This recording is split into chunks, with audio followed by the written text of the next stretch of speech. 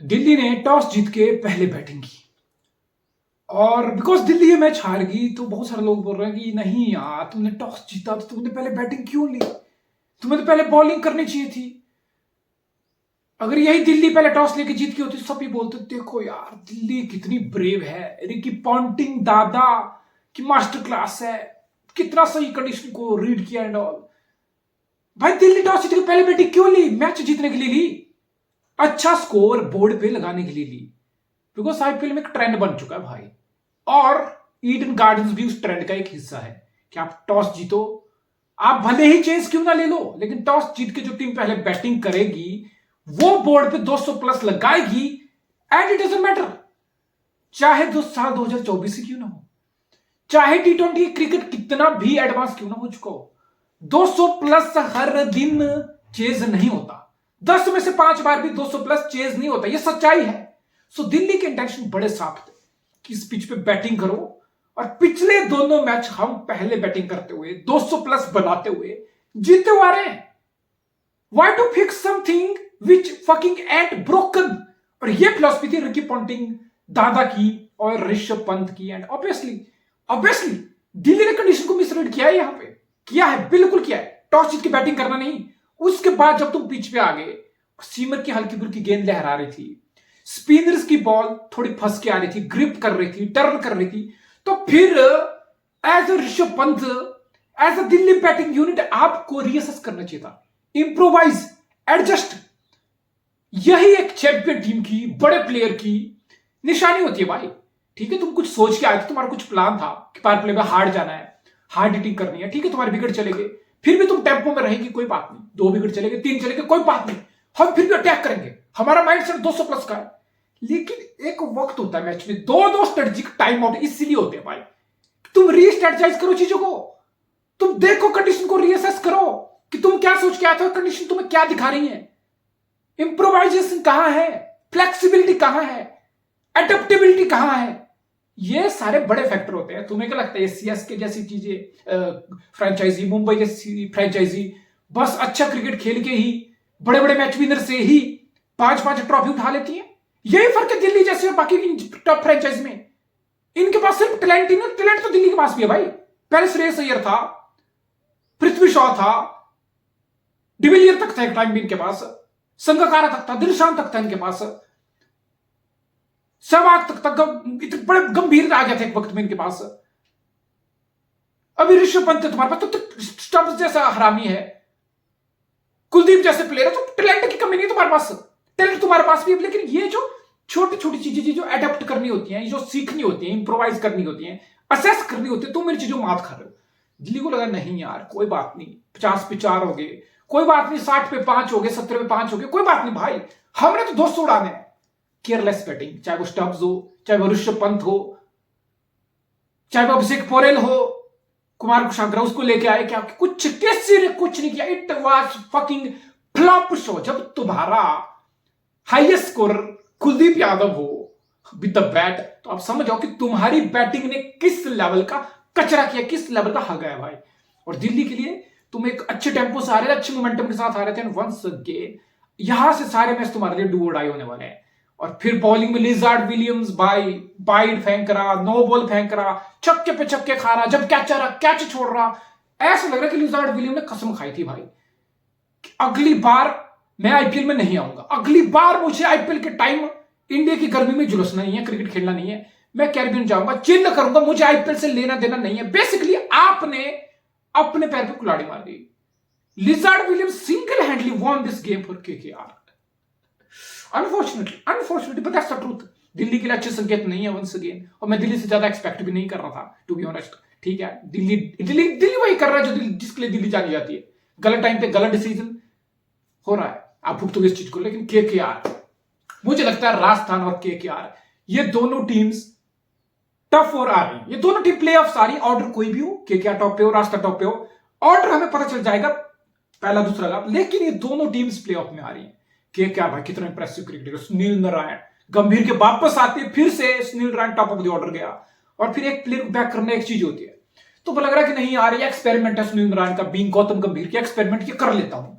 ठीक है, 2-4 match experiment किया, चला तो चला, नहीं चला तो वापस आगे। नहीं, गंभीर इस लेवल का एक्सपेरिमेंट नहीं करता। गंभीर ने पक्का सुनील को बात बोली हो कि बक देख भाई, तू अगले 7 से 8 मैच ओपन करेगा, उसके बाद तुझे असेस किया जाएगा, उसके बाद तुझे जज किया जाएगा, उसके बाद तेरी परफॉर्मेंस पे बात होगी। ऐसा नहीं होगा कि भाई आज तू कर ले ओपनिंग, चला तो चलो अगले मैच में तू दूसरा कर लेगा, वो नहीं चला तो अगले मैच में तीसरा कर लेगा।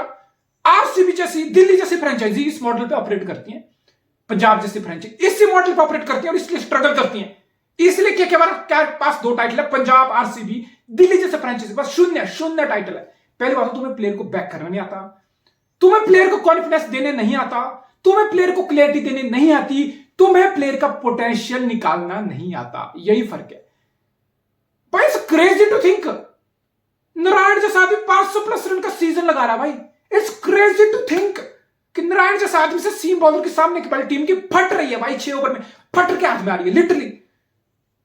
अरे ये कोई कैमियो नहीं है कि भाई नारायण ने एक आधा कैमियो खेल लिया, लग गया भाई 10 में से तुक्का लग गया तो लग गया, होगा तो हुआ, क्या कर सकते हैं। तुक्का नहीं है भाई, 500+ रन सीजन लगाने के लिए ना तुम्हें सिर्फ 1-2 मैच हिटिंग करके तुम नहीं लगाते हो। कंसिस्टेंसी चाहिए उस चीज के लिए, तुम्हें 5-6 मैच खुद को कंसिस्टेंटली प्रूव करना पड़ेगा। That's exactly what he is doing. Just because KKR है, जस्ट बिकॉज सामने गंभीर है जो कि बहुत मुफ्त आदमी है और जिसके पीछे लोग हाथ धोके पड़े रहते हैं, तुम क्रेडिट क्यों दोगे यहां पे। शायद यही एक्सपेरिमेंट धोनी किसी प्लेयर के साथ कर दिया होता तो धोनी की चाट के पानी पी के तुम चाट रहे हो, धोनी की चाट रहे हो तुम, मैं बता रहा हूं तुम्हें। दिस इज द डिफरेंस भाई, जो गंभीर के आने के मेंटलिटी में आया। दूसरी बात Philip salt.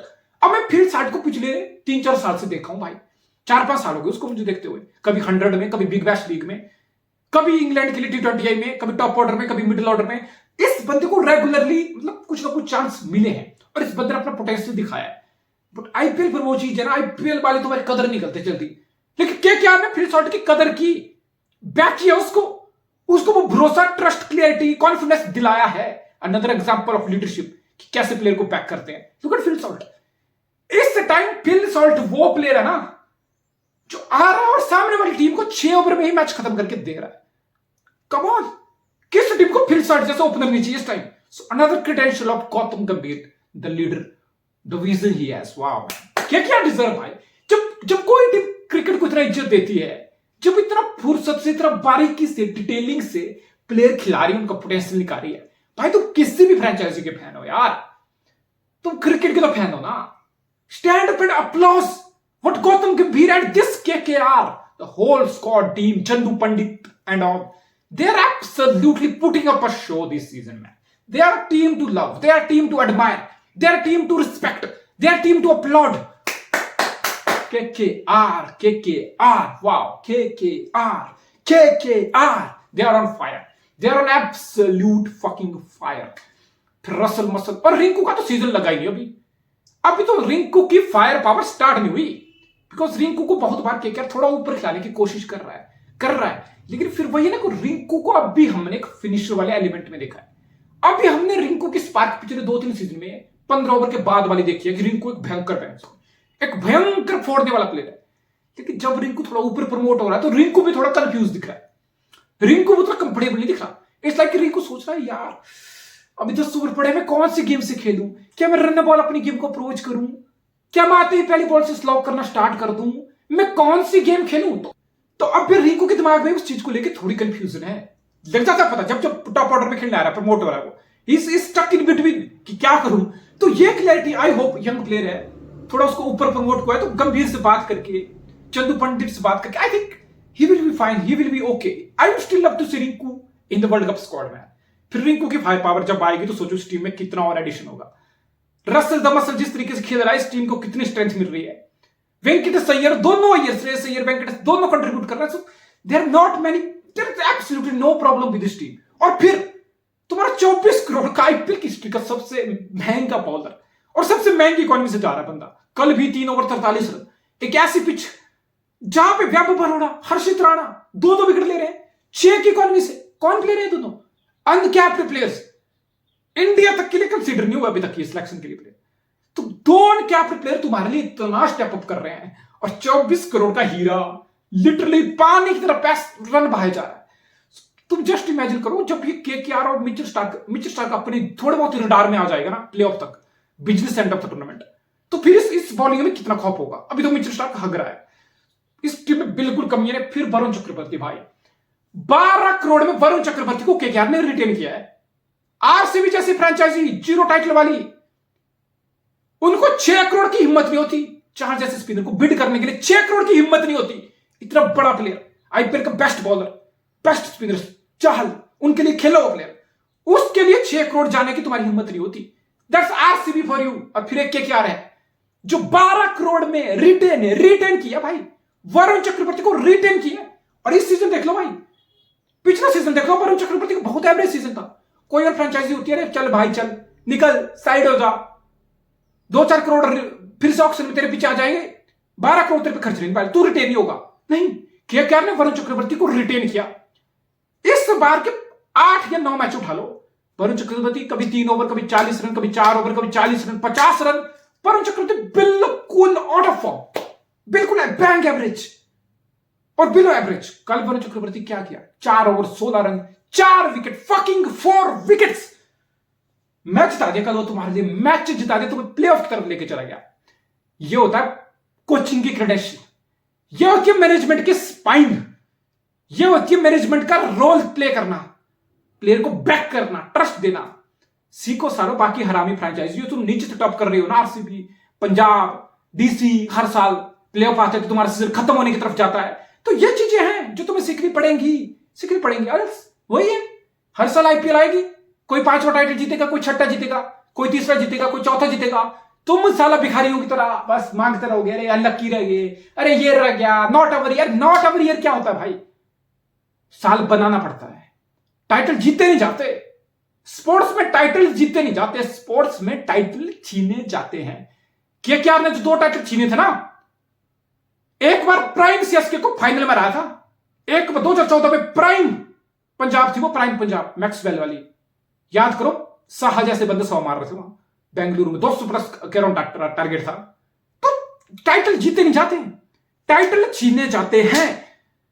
And KKR I think बिल्कुल पोटेंशियल में पहले भी, मैं तो, तुम लोग अभी जज करो कि मैं प्रीव्यू कर चुका हूं आईपीएल स्टार्ट होने से पहले, मैं तुम बोला था केकेआर एक डार्क हॉर्स की तरह, एक कंटेंडर की तरह है। अब की बार मत हल्के में लो, they have every fucking base fucking covered man. Wow, what a team to watch, wow.